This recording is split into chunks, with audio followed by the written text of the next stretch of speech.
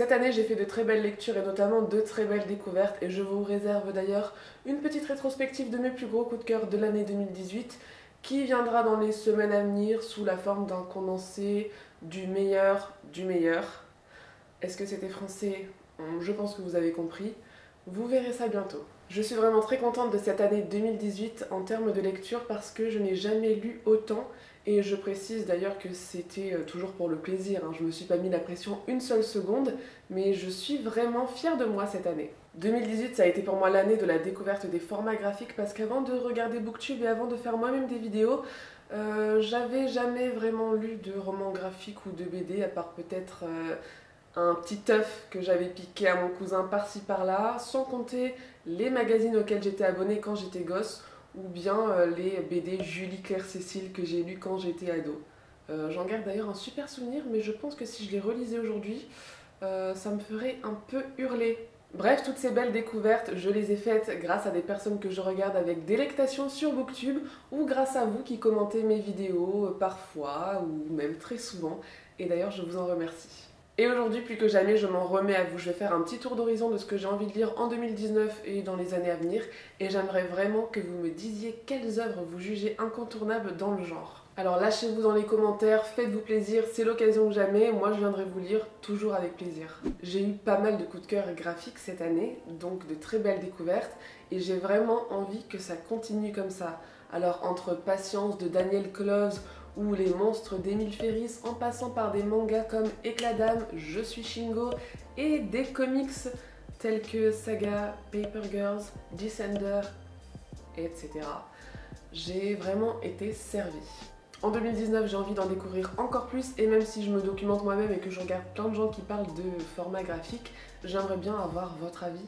Quels ont été vos plus gros coups de cœur et qu'est-ce que vous me recommanderiez? Cette année, j'ai aussi lu beaucoup plus de classiques que les années précédentes. Je crois que plus je vieillis, plus je suis curieuse et plus j'ouvre mes chakras de lecture.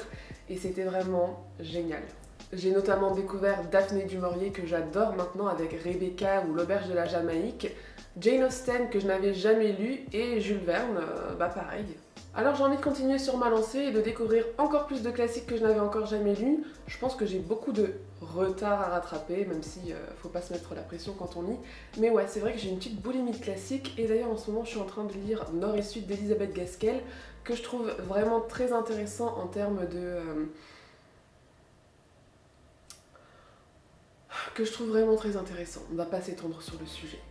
Alors dites-moi, c'est quoi vos classiques préférés? Personnellement, si je devais ne vous en recommander qu'un, ce serait Jane Eyre de Charlotte Brontë. Cette héroïne est pour moi l'une des plus passionnantes et passionnées que j'ai pu lire et je suis vraiment amoureuse, et oui, je pèse mes mots, de ce roman. Vous savez ce qui est bizarre? J'adore la SF, genre vraiment, mais pour une raison qui m'est inconnue, j'en lis très peu. Pourquoi? Ben, va savoir, peut-être qu'il y a tellement d'œuvres et d'auteuristes que je ne sais même plus vers qui ou quoi me tourner, ou bien peut-être aussi parce que j'ai décidé de ne plus rien acheter tant que j'aurai pas lu tout ce que je possède, et que forcément, si je n'achète pas de SF, je risque pas d'en lire. Oui, c'est possible. Après, je suis quand même fière de moi parce que cette année, je me suis quand même attaquée à ce monument qu'est Hyperion de Dan Simmons. Ouais, rien que pour ça, j'ai envie de m'applaudir. Bon, après, j'ai lu que le premier tome, mais c'est quand même un engagement en soi parce que le truc, c'est énorme. Même intellectuellement, faut être accroché, quoi. J'ai aussi découvert La Reine Margaret Atwood ou encore Ken Liu, dont j'ai adoré la nouvelle qui s'intitule Le Regard. Et puis bien sûr, il y a eu la rencontre avec Becky Chambers et L'espace d'un an que j'ai vraiment adoré. Alors amis fans de SF, je m'adresse à vous, recommandez-moi vos œuvres les plus incontournables du genre parce que là vraiment c'est un goal, genre sur ma liste des goals littéraires de 2019, il est en deuxième position juste après celui que je vais vous dire maintenant. Et enfin parce que ici je fais l'éloge de la diversité mais que en fait je me suis rendu compte que j'avais encore énormément de progrès à faire à ce niveau-là. En 2019 je veux vraiment lire des auteurs et des autrices d'horizons très variés. J'ai envie de lire plus de littérature asiatique, africaine, d'Europe de l'Est, d'Amérique centrale et latine, tout.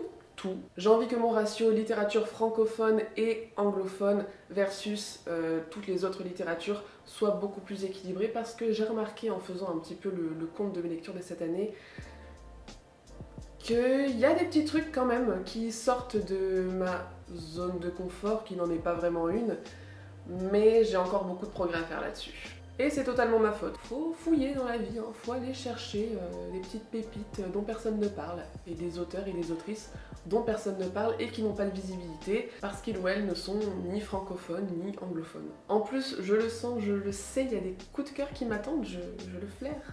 Donc en 2019, je vais vraiment mettre un point d'honneur à lire des littératures plus variées, géographiquement parlant. Voilà, autant vous dire que je suis hyper enthousiaste pour cette année 2019 en termes de lecture. J'ai hâte de faire vraiment baisser tous les livres que j'ai déjà et que j'ai pas encore lus pour pouvoir après m'en racheter plus au compte-gouttes, avec parcimonie, pour me faire plaisir. Et puis j'en profite pour vous remercier, je m'adresse quasiment jamais à vous, mais avoir commencé ma chaîne cette année, c'est vraiment un pur bonheur. J'adore échanger avec vous, lire vos conseils, vos recommandations, votre bienveillance, bref, je vous remercie parce que Booktube, ça illumine vraiment mon quotidien. Sur ces bonnes paroles de Bisounours, je vous laisse, je compte sur vous, et j'espère que cette petite vidéo rapide vous aura plu.